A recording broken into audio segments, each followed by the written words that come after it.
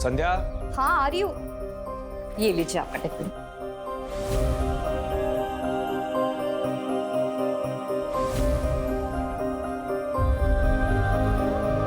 संध्या, इस घर में अकेली रह लोगी?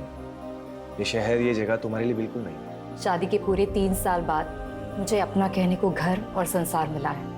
आप यहाँ अकेले थे, वहाँ मायके में मैं अकेली थी। अब जाके हमारा अपना घर संसार शुरू हो रहा है। आप देखिएगा, मैं इस घर को ना बड़ी अच्छे से सजाऊंगी। फिलहाल तो ये घर किराए का है, लेकिन बहुत जल्दी अपना घर होगा। जैसा भी होगा, है तो अपना ही घर है ना। अच्छा सुनो, ऑफिस के लिए लेट हो, चलता हूँ। अच्छा, अपना ख्याल रखना। आप भी। बाय। बाय।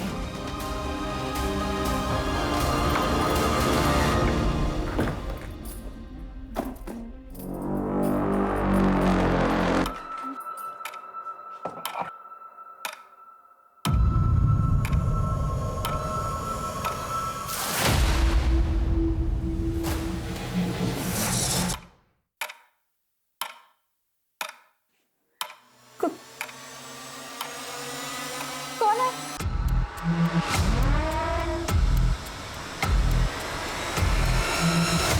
कौन है?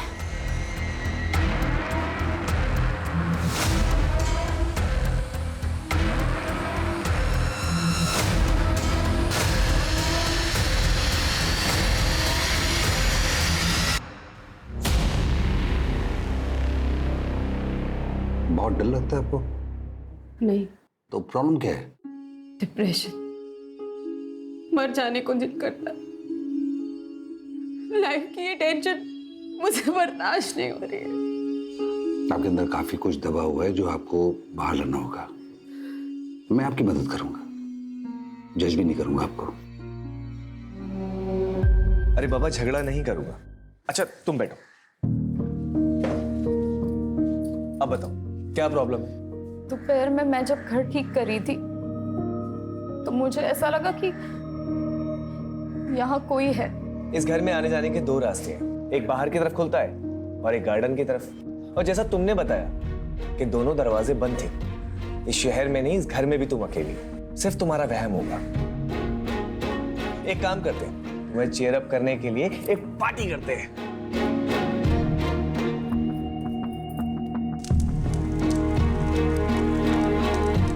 ये सब तुम्हारे लिए है।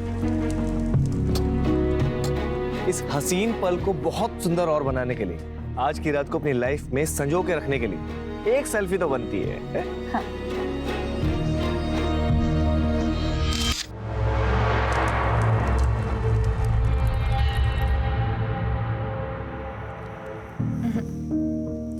आप जानते हैं ना, मैं शराब नहीं पीती। प्लीज मेरे लिए, सिर्फ आपके लिए। चीयर्स। चीयर्स।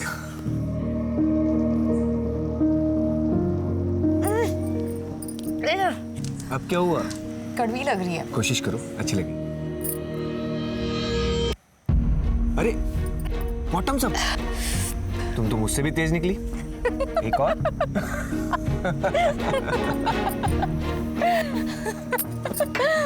अब मुझे 2-2 क्यों दिखाई दे रहे हैं?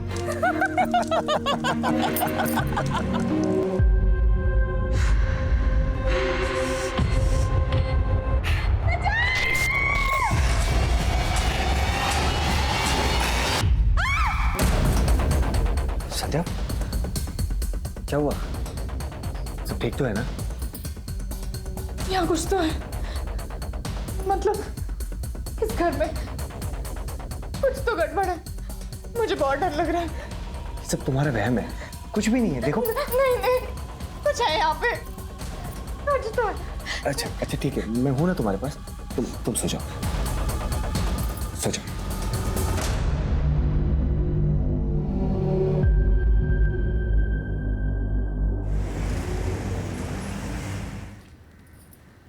माँ, मुझे बहुत डर लग रहा है। पता नहीं ऐसा क्यों लगता है कि कोई संकट आने वाला है। कभी कभी किसी घर में वास्तु दोष होता है, किसी पंडित को बुलवाकर वास्तु शांति की पूजा पाठ करवा लो, सब ठीक हो जाएगा। पर इनका ऐसी बातों पर विश्वास ही नहीं है। अरे पति कभी लोगों की बातों को इतनी गंभीरता से नहीं लेते। बस उनकी हाँ में हाँ मिलाती रहो और करो वही जो तुम करना चाहती हो। कभी रूठ कर, कभी प्यार से पति को अपने जैसा बनाओ, सुखी रहोगी। और सुनो, तुम्हारे चाचा जी भी तो वहीं रहते हैं ना, मैं उनको ना फोन कर देती हूँ, वो किसी ना किसी पंडित को जानते होंगे। ठीक है माँ, रखती हूँ। मुझे ऐसा लगता है इस घर में वास्तु दोष है। हम पंडित जी को बुलाकर वास्तु दोष हटाने के लिए पूजा पाठ करते हैं ना, फिर सब ठीक हो जाएगा। देखो संध्या, ये ग्रह नक्षत्र वास्तु ये सब बेकार की बात है। शादी के बाद 3 साल तक मुझे मायके रहना पड़ा। मैंने कभी कुछ नहीं कहा। यहाँ आने के बाद भी मैंने आपसे कुछ नहीं मांगा। पहली बार मैं आपसे कुछ मांग रही हूँ, मना मत कीजिए। इस घर के वास्तु दोष को हटाने के लिए पूजा पाठ करते हैं ना, प्लीज मान जाइए।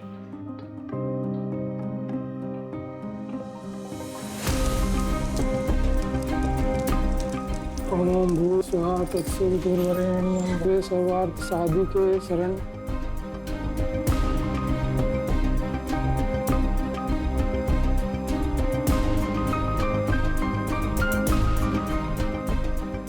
वास्तु दोष पूजा संपन्न हुई, अब कोई चिंता की बात नहीं है।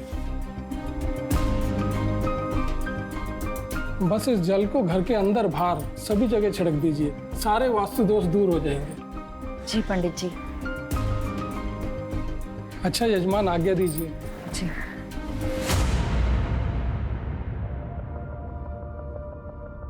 सुनिए, ये आपका टिफिन। संध्या, लेट हो रहा ऑलरेडी।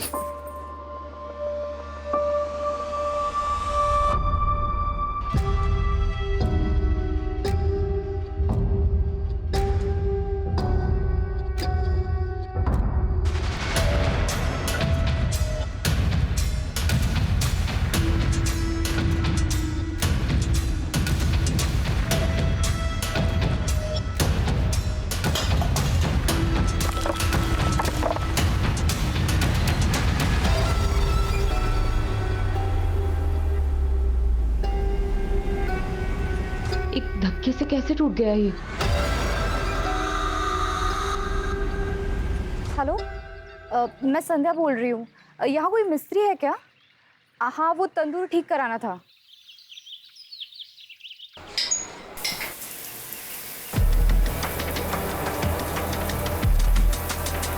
तुलिका, टॉवल देना।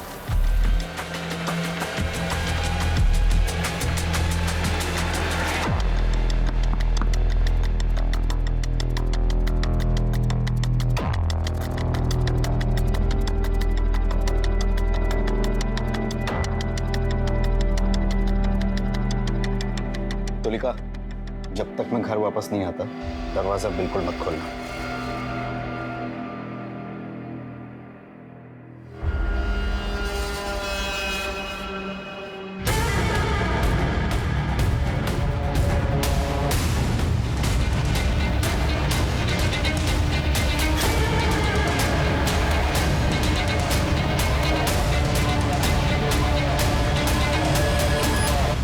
तुलिका, आपकी मैरिड लाइफ कैसी चल रही है?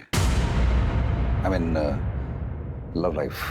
मैरिड लाइफ और लव लाइफ बहुत अलग अलग होते हैं सर। मेरी शादी एक पैसे वाले अधेड़ उम्र के आदमी से हुई थी। हस्बैंड वाइफ का रिश्ता तो बस नाम का ही था। ना वो मुझे कभी हस्बैंड का सुख दे पाए और ना मुझे कभी वाइफ होने का सुकून मिला। मेरी जिंदगी बस एक कोरा कागज बनकर रह गई। ऐसे में मेरी जिंदगी में कोई ऐसा आया जिसने मेरी पूरी जिंदगी बदल कर रख दी।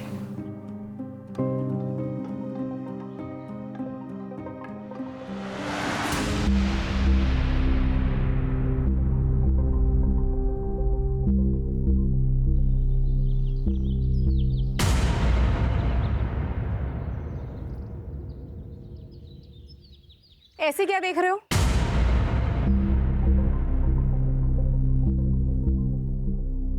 आप हैं ही इतनी खूबसूरत, बचपन से फैन रहे हैं आपके। लगता है आपने हमें पहचाना नहीं। रजत,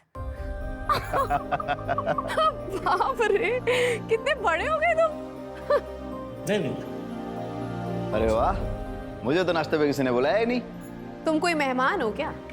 फैमिली मेंबर हो, हक से बैठो और हक से खाओ। अरे वाह, आपके हाथ के बने खाने का स्वाद तो पूरी दुनिया में कहीं नहीं मिल सकता। एक और दो, एक और दो, एक और दो।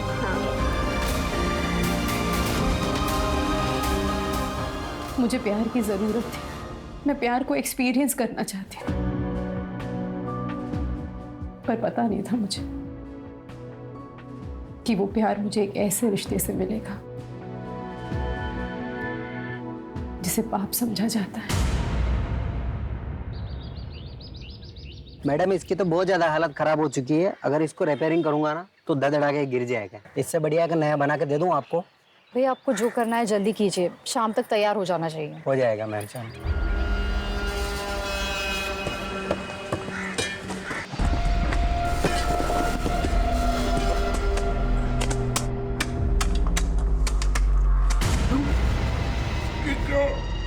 मैडम को बुला ले।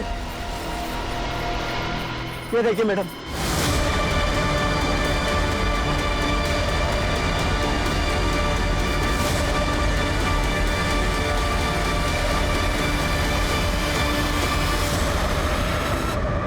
देखने में तो लाश 8-9 महीने पुरानी लग रही। सर, लाश तो आधी से ज्यादा डिकम्पोज हो चुकी है। कौन रहता है इस मकान में? मेरा नाम है श्याम सिंह। ये आप ही का मकान है? नहीं सर, हम तो किराए पे रहते हैं सर। इसके मालिक तो बगड़िया जी है। मैंने उन्हें फोन किया, वो आती ही होंगे। कब से रह रहे हैं किराए पे यहाँ? सर 7 महीने हो गए। मेरी वाइफ तंदूर का काम करवा रही थी सर, दाई करवाई तो नीचे लाश निकली। इस तंदूर का इस्तेमाल करते थे आप लोग? हाँ सर, अभी कुछ दिन पहले किया था सर। वो ये फोटो भी खींची थी सर। बगड़िया जी आ गए। आप लोग जरा वहाँ इंतजार कीजिए। जी आइए बगड़ जी। आपको पता है आपके घर में बने तंदूर के नीचे लाश मिली है हमें? पता नहीं सर, मैंने तो ये घर सोलंकी से 8 महीने पहले खरीदा और भाड़े पे चढ़ाया। सारा लेन देन नरेश एजेंट और प्रॉपर्टी साइट के जरिए हुआ। नरेश ही तो संभालता है यहाँ सब। सोलंकी साहब अपने घर को बेचकर अपने बेटे के पास अफ्रीका शिफ्ट होना चाहते थे, तो मैंने उनके घर को बेचने की ऐड ऑनलाइन साइट पर चढ़ा दी। साथ में कुछ फोटोज़ भी डाल दिए सर। वो मेरा ऑफिस का जो लड़का है वो फोटोज़ काफ़ी अच्छी लेता है, तो घर की पिक्चर्स काफ़ी अच्छी आई तो ग्राहक भी तुरंत मिल गया। कब की बात है ये? सर कुछ 8-9 महीने पहले की बात होगी। तब भी इस घर में तंदूर था? सर पता नहीं, शायद हो भी सकता है। वैसे सर इस दौरान हमने कंस्ट्रक्शन तो कुछ नहीं किया इस घर में।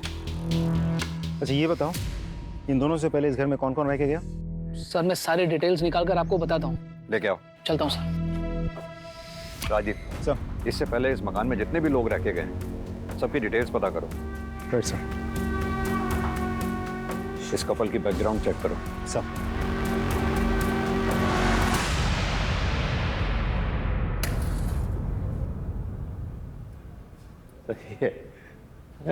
अरे वाह, शादी के 3 साल होने के बाद भी इतना प्यार कैसे कर लेते हैं? अरे भाई करना ही पड़ता है।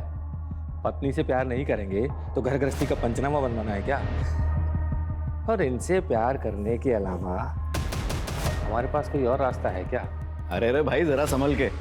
आपको पता है ना, आप हमारी मासी के बारे में बात कर रहे हैं। चांद निकल आया। हाँ चलो चांद निकल आया। आओ।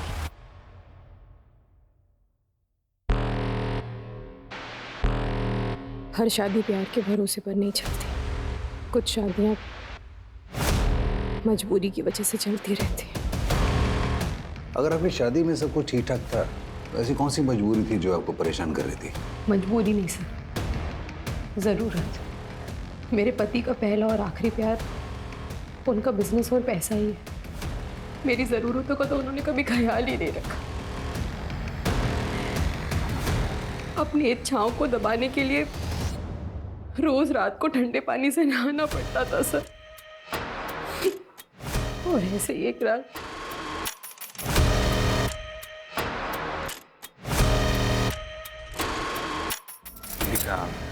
बहुत थक गया हूँ, नींद आ रही है।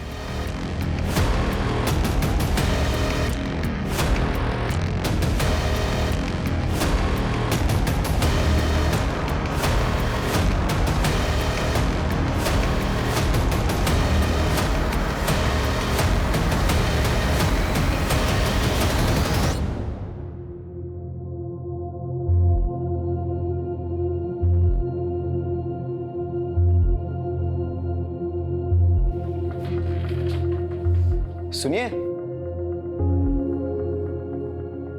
आप इतनी रात को नहा धोकर, तुम नहीं समझोगे।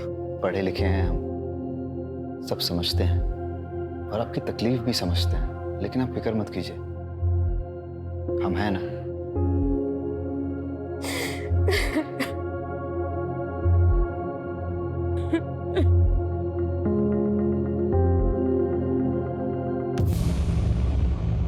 सर, पोस्टमार्टम और फॉरेंसिक रिपोर्ट आ गई है। आपका शक सही था, लास्ट लड़की की ही है। मौत करीब 7 से 8 महीने पहले हुई है। उस दौरान किसी लड़की की मिसिंग कंप्लेंट आई थी क्या? एक औरत ने मिसिंग कंप्लेंट लिखवाई थी सर, लेकिन सर वो औरत कुछ दिनों के बाद वापस आई और मिसिंग कंप्लेंट वापस ले लिया।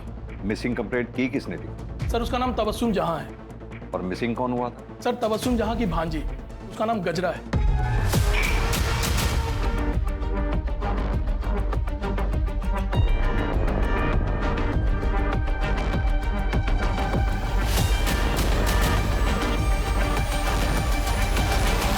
ये तबस्सुम का पता निकालो और उसे पूछताछ करो। लेकिन सर जो तबस्सुम जहां का एड्रेस है वो रेड लाइट एरिया का है सर। साहब, उस घर में ना कुछ बाराती रुके हुए थे, नाच गाने की फरमाइश थी, तो मैंने अपनी एक लड़की गजरा को वहां भेज दिया, पर वो वापस आई ही नहीं। तो फिर मैंने पुलिस थाने जाकर रिपोर्ट लिखवा दी। फिर वो दूसरे दिन ही वापस आ गई, पूरा बाटली मार के बेवड़ी पड़ी थी। फिर जैसे ही उसको होश आया तो वो घर पे आ गई। फिर मैंने भी थाने जाके रिपोर्ट वापस ले ली। गजरा है कहाँ, बुलाइए। उसे टीबी हो गया था ना साहब, तो नाच गाना छोड़ के वो अपने गाँव चली गई। उसका फ़ोन नंबर दीजिए। नंबर था साहब, लेकिन मोबाइल मैंने दिया था ना उसको, तो जाते समय वो मोबाइल दे के गई। ठीक है, तो पुराना वाला नंबर दे दीजिए। साहब वो तो मैंने बेच दिया मोबाइल। घर का पता तो होगा, वो दे दीजिए। मेरे पास नहीं है साहब। राजीव, दाल में कुछ काला है, गजरा को ढूंढो पहले तो। और हाँ, इस तबस्सुम की भी डिटेल्स निकलवाओ।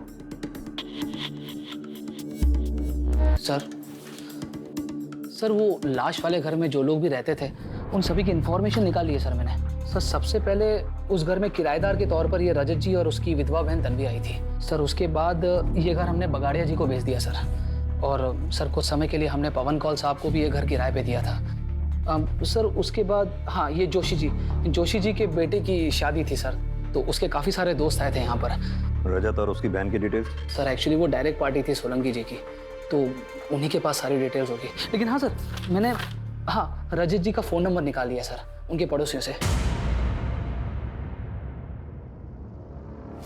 सर मेरे बेटे के 2-3 दोस्त रुके थे उस घर में।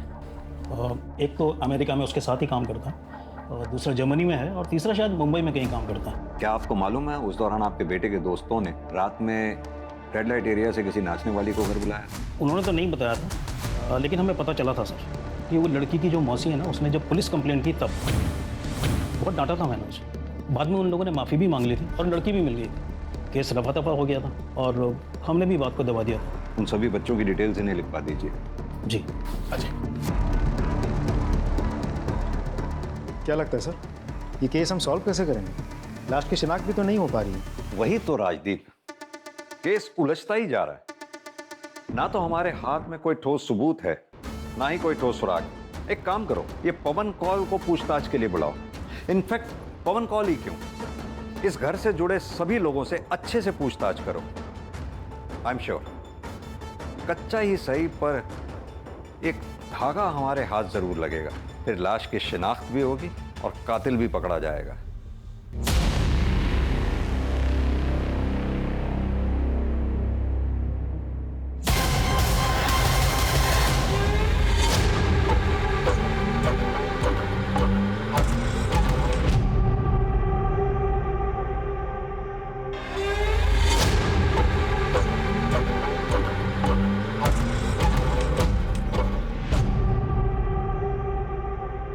पर सर हमारा एक और फ्रेंड था समीर, काफी टाइम से उससे कोई कांटेक्ट नहीं हुआ है। वो शायद मुंबई में रहता है सर।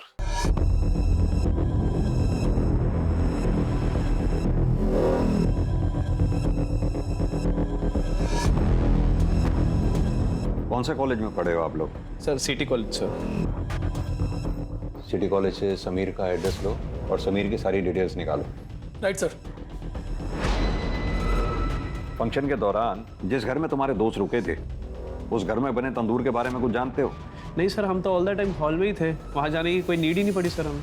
जरूरत पड़ी तो फिर बात करेंगे तुम्हारे साथ। सर, शाम के बारे में सारी इन्फॉर्मेशन निकाल ली। 3 साल पहले शाम की शादी संध्या से हो तो गई थी, लेकिन इंटरेस्टिंग बात यह है कि साथ ही उसके ऑफिस कोलीग प्रीति के साथ उसका अफेयर भी चल रहा था। सर एक बात और, प्रीति ने भी 7 महीने पहले ही अपने ऑफिस से रेजिग्नेशन दिया था और उसके बाद से अब तक ना किसी ने प्रीति को देखा है और ना ही प्रीति के साथ किसी की बातचीत हुई है। राजीव, ये प्रीति की डिटेल्स निकालो। अब समझ में आया श्याम शादी के बाद 3 सालों तक अपनी वाइफ को मायके से वापस क्यों नहीं लेके आया। इस श्याम को भी लेके आओ। सर,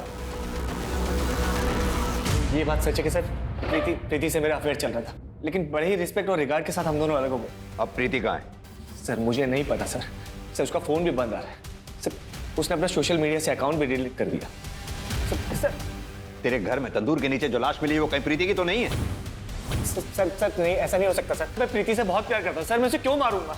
ऐसा भी तो हो सकता है कि प्रीति को तेरी शादी के बारे में पता चल गया था और तुझे इस बात का डर था सबके सामने वो आके पोल ना खोल दे, इसके वजह से तूने उसको मार दिया ना। सर मैं सच कह रहा हूँ सर। सर मैंने कुछ नहीं किया सर। सर इसके फोन से प्रीति की फोटोग्राफ्स लो, उसका नंबर लो और उसे कांटेक्ट करो।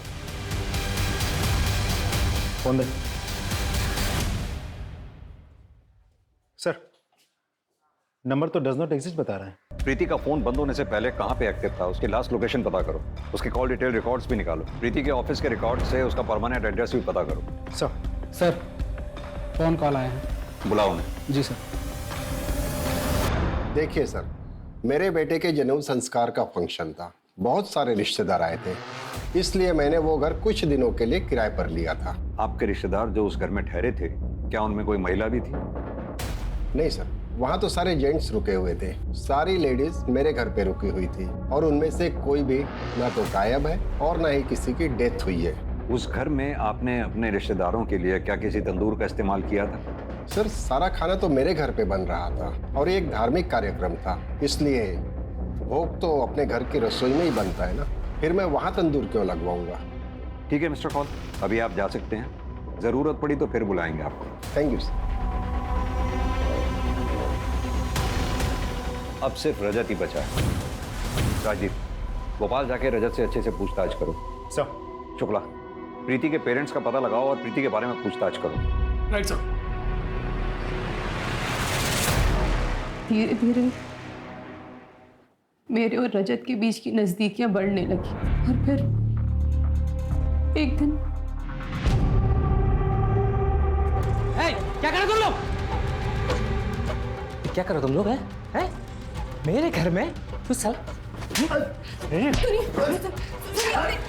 मेरे पति को बहुत गुस्सा आया, उन्होंने मुझे बहुत मारा पीटा, बहुत। आप इतना सब कुछ सह क्यों रही हैं? आप पढ़ी लिखी हैं, अपनी नई जिंदगी दोबारा शुरू कर सकती हैं।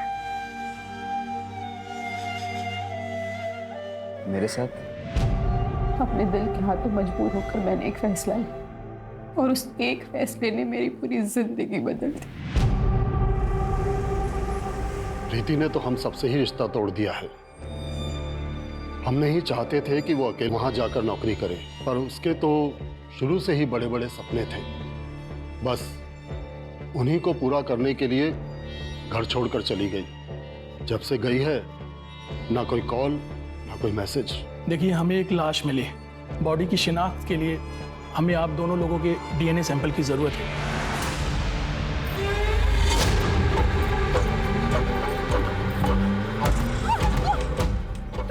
कहाँ तक भागेगी मुझसे? हैं? मुझे धोखा देती है।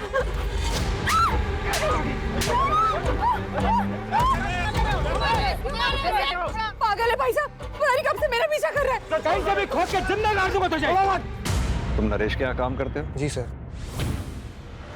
तुम्ही ने वो वेबसाइट पे फोटोज अपलोड किए थे? जी सर। तो जब तुमने वो फोटोग्राफ्स लिए थे तो वहाँ तंदूर था क्या? हाँ सर था, लेकिन मुझे अंदर बाहर के फोटो लेने को कहा था तो मैंने निकाले और अपलोड कर दिए। लेकिन तुमने जो फोटोग्राफ अपलोड किए उसमें तो तंदूर हमें दिखा नहीं। सर साइट फोटो अपलोड करने की लिमिट होती है, तो इसलिए मैंने ज्यादा नहीं निकाले। ठीक है, तुम जा सकते हो, जरूरत पड़ेगी तो फिर बुलाएंगे। सर उस घर में रहने वाले पुराने टेनेंट रजत का पता चल गया। कहाँ का रहने वाला हो? भोपाल का सर। राजीव, पता करो। राइट।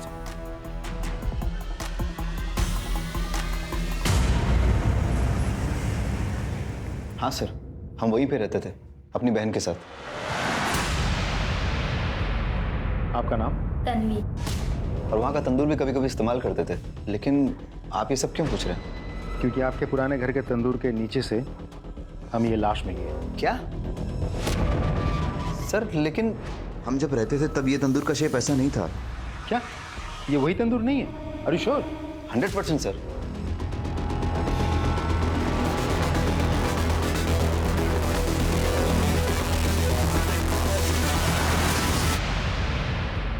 प्लीज मुझे छोड़ के मत। मुझे माफ कर दो, मुझे नफरत हो गई मुझे तुमसे, नफरत।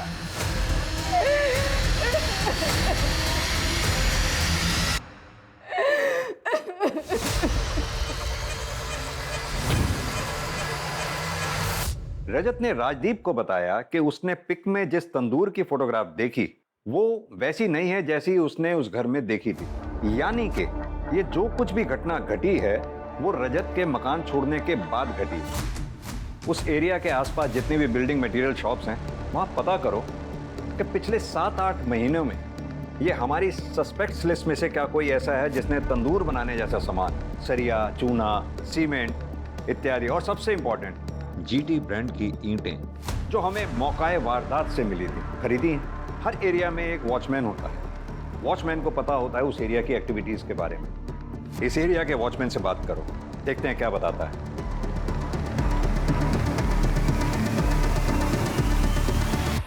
अरे भाई साहब, बोलिए। मैं इस एरिया में एक घर लेने की सोच रहा हूँ, तो थोड़ी सी जानकारी चाहिए। सर जानकारी बिना दक्षिणा के दूंगा तो जानकारी का अपमान हो जाएगा। बात तो आप सही कह रहे हैं। तो ऐसा करते हैं, अब बात करें? हाँ हाँ साहब, अब तो बात हो सकती है। मैंने इस एरिया में एक घर देख रखा है, लेकिन सुना है कि उसके पड़ोस वाले घर में कुछ भूत भूत का चक्कर है। अरे सर आप बात तो सही कह रहे हैं, लेकिन भूत भूत कुछ नहीं होते। लेकिन हाँ, उस घर में ना खेल बहुत होते थे। वो एजेंट नरेश है ना, उसी के हाथ में था भाड़े से ये घर। जब कोई भाड़े वाला रहने को नहीं आता है तो नरेश क्या करता है कि कुछ लड़कियों को लेके उधर आता है। अच्छा एक बात बताओ, नरेश ने उस घर के गार्डन में कभी कंस्ट्रक्शन का कोई काम करवाया था? वो एक नंबर का कंजूस है, एक दमड़ी नहीं खर्च करता है। लेकिन हाँ, जब लड़की की बात आती है ना तो उसकी जेब से धड़ाधड़ नोट निकलते हैं। अच्छा। हाँ। मैंने क्या किया सर? मैंने कुछ नहीं किया सर। मैं सब बताता हूँ सर, मैं सब बताता हूँ सर, सब बताता हूँ सर। राजदीप,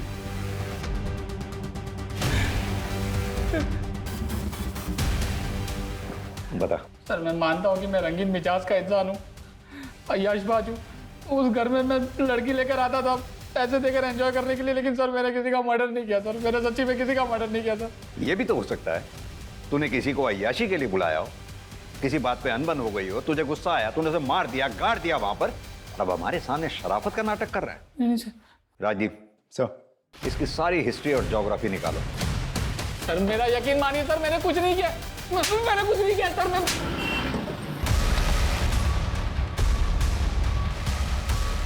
सर यही है GT2 का सप्लायर। हाँ सर, क्या चाहिए आपको? पिछले 8-9 महीनों में आपके दुकान से किस किस ने कंस्ट्रक्शन मटेरियल खरीदा है, जैसे कि इस तरह की ईंटें? सर हमारे पास हर खरीद का रिकॉर्ड रहता है। मैं जितने जल्दी हो सके आपको सब डिटेल पहुंचा दूंगा। ठीक, thank you. Sir forensic report आ गई है सर। सर डेड बॉडी की उंगलियों में कुछ बाल फंसे हुए थे सर, लेकिन उन बालों का DNA डेड बॉडी के साथ मैच नहीं कर रहा सर।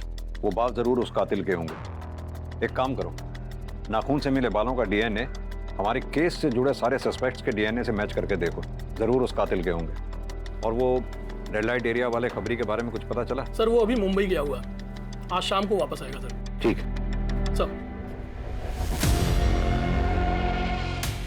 बताओ अब्दुल, क्या खबर है? गजरा वापस तो नहीं आई थी, पर पता नहीं तबस्सुम सबसे कहती फिर रही थी गजरा वापस आ गई। सुनने में ये भी आया है तबस्सुम ने गजरा का सच छुपाने के लिए काफी मोटी रकम ली है। हाँ साहब, ये बात सच है कि जोशी ने मुझे बहुत सारे पैसे दिए गजरा का केस वापस लेने के लिए। ये भी झूठ बुलवाया कि उसे TB हुआ है और वो वापस अपने गांव लौट गई है। ये सब उन लड़कों की वजह से हुआ है। खानदान के नाम पर कालिक पुत जाती, इसलिए हमने तबस्सुम को लाखों देकर उसका मुंह बंद करवाया। हुआ क्या था? वो बैचलर्स पार्टी के अगले दिन जब मेरा बेटा और उसके दोस्त जागे, उन्होंने देखा कि ना तो वहां पे गजरा थी और ना ही समीर था। समीर गजरा को लेकर भाग गया था सर। दोनों मेरे बेटे और उसके दोस्तों के वॉलेट और सारे वैल्यूएबल्स लेकर भाग गए थे सर। पुलिस कंप्लेंट क्यों नहीं लिख पाई थी तुम? अगर पुलिस कंप्लेंट हो जाती तो मेरे बेटे का रिश्ता नहीं टूट जाता और ग्रीन कार्ड बनने ही वाला था उसका। हमारी तो सारी मेहनत बेकार हो जाती सर। क्या चाहते हैं आप मिस्टर जोशी? आपकी कहानी पे विश्वास करें? यह भी तो हो सकता है ना कि गजरा को आपके बेटे और उसके दोस्तों ने मिलकर मार दिया और फिर वहां गाड़ दिया हो और अपने पैसे के बल पर तबस्सुम का मुंह बंद करवा दिया, और फिर आपने कहा बच्चे विदेश चले गए, क्योंकि आप अच्छी तरह से जानते हैं हम अपने तरीके से उन्हें इंटेरोगेट करना चाहे तो उन्हें इंडिया बुलाना मुश्किल है। क्या खूब कहानी बनाई है आपने। राजदीप सर, इनसे अपने तरीके से पूछताछ करो और इनके बेटे और उसके दोस्तों को इंडिया बुलाने की व्यवस्था करो। अब मैं इन सेशंस के लिए नहीं आ पाऊंगी। क्यों?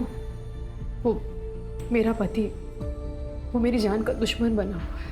मुझे तो लगता है जैसे वो मुझे जान से ही मार डालेगा। इसलिए आप कुछ दिन में घर से ही नहीं निकलूंगी। तो आप पुलिस की हेल्प लीजिए ना।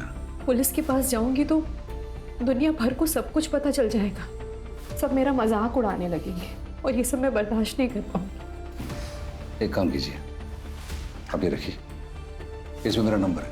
अगर आपको मेरी कोई जरूरत लगे तो आप जरूर कॉल कीजिए। Thank you.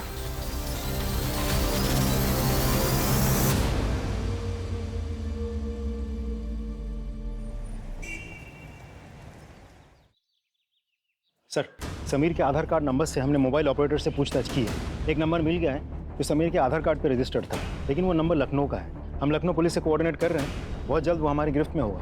Good work Rajdeep. Thank you sir. Sir Preeti के पेरेंट्स की डीएनए रिपोर्ट आ गई है सर। प्रीति के पेरेंट्स का डीएनए लाश के डीएनए से मैच नहीं हो रहा है। इसका मतलब ये लाश प्रीति की नहीं है। सर, इसका मतलब तो ये भी होता है कि श्याम कल्प्रिट है ही नहीं।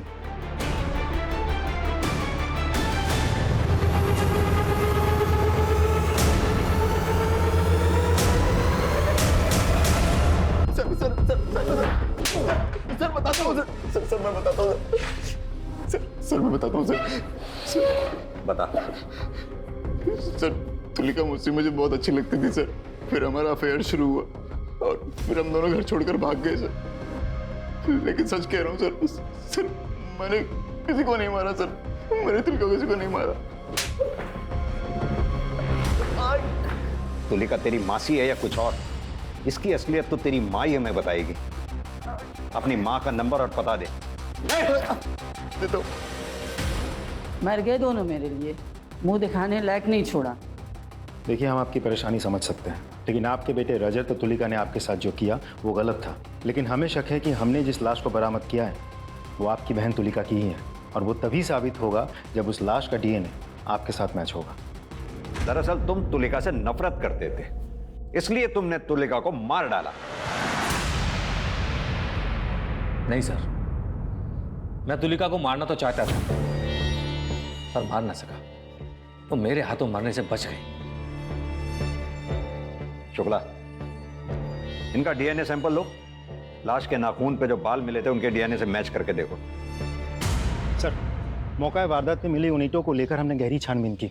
उस तरह की ईंटें उन 3 महीनों के अंतराल में करीब 40 मिस्त्री और कॉन्ट्रैक्टर को बेची गई थी। हमने सबसे पूछताछ की, लेकिन किसी का भी कंस्ट्रक्शन का काम तब नहीं चल रहा था जब हमें उस तंदूर के नीचे गड़ी लाश मिली थी, सिर्फ एक को छोड़कर।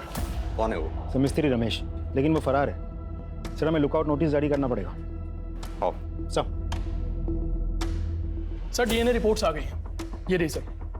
सर, डेड बॉडी के साथ मिले बालों का डीएनए किसी भी सस्पेक्ट के साथ मैच नहीं कर रहा सर। लेकिन सर, रजत की मां का डीएनए डेड बॉडी के साथ मैच हो गया। यानी कि लाश तुलिका की ही है।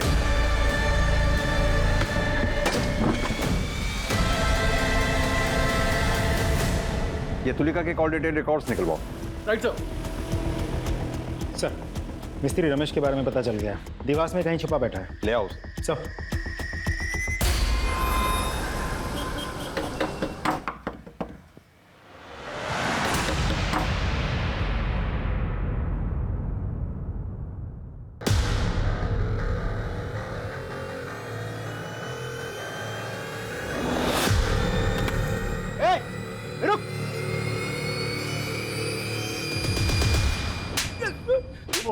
किसको नहीं मारा साहब? किसी को नहीं मारा है, तो फिर देवास में क्यों छुप के बैठा था? बोल। जब से तंदूर के नीचे से लाश मिलने की खबर आई, मैं घबरा गया था साहब। लेकिन क्यों घबरा गया था? साहब क्योंकि 4 लाश दफनती साहब, मैंने उसी पे तंदूर बना दिया था, लेकिन मैंने मारा नहीं है साहब। तूने नहीं मारा तो फिर किसने मारा? वो साहब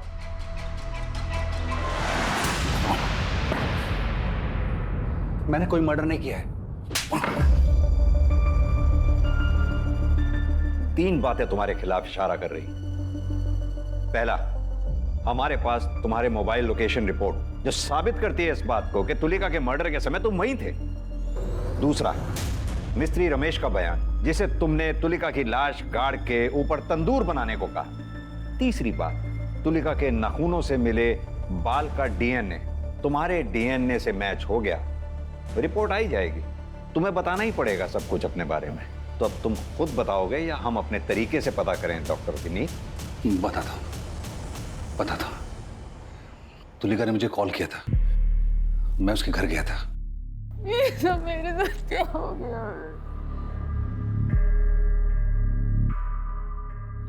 चलो।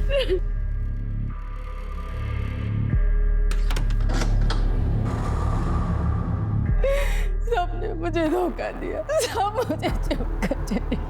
मैं बिल्कुल अकेली हो गई।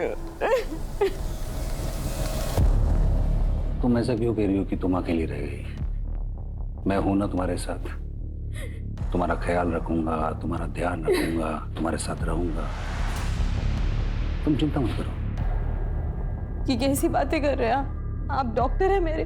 तुलिका, मैं तुम्हारा डॉक्टर हूं, तुम्हारे सारे राज जानता हूं, और मैं ये भी जानता हूं कि तुम्हारे अंदर कितनी आग है।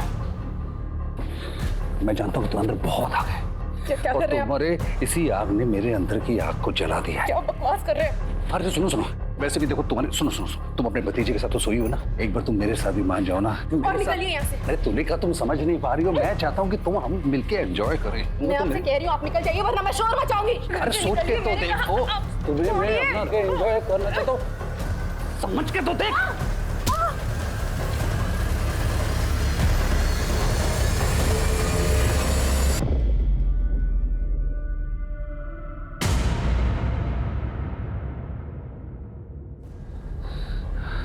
रमेश, डॉक्टर विनीत बोल रहा हूं। उसके बाद मैंने रमेश को बुलाया, तंदूर तोड़वा के मैंने उसी के नीचे तुलिका की लाश गड़वा दी।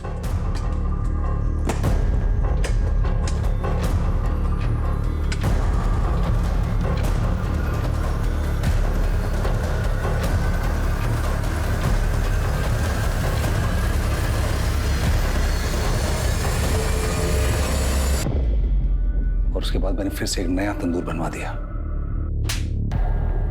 एक मरीज का अपने डॉक्टर के ऊपर भगवान से भी ज्यादा भरोसा होता है। तुमने मरीज का भरोसा ही नहीं तोड़ा, उस बेचारी तुलिका की इज्जत भी लूटने की कोशिश की, और यही नहीं, उसे जान से भी मारा। पूरी कोशिश करूंगा कि कम से कम तुम्हें फांसी की सजा जरूर मिले।